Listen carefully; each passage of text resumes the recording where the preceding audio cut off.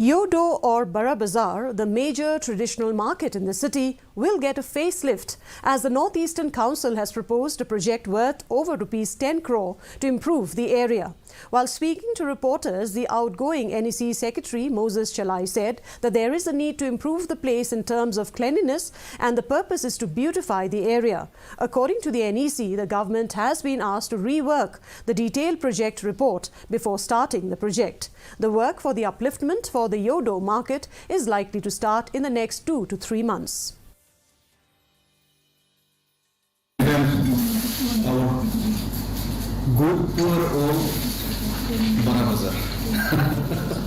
Bara Bazaar is the steps and everything, and the water system is in poor shape. That we're going to revamp the whole thing, and we've just mentioned very soon we'll take up. I mean, just mentioning one of them.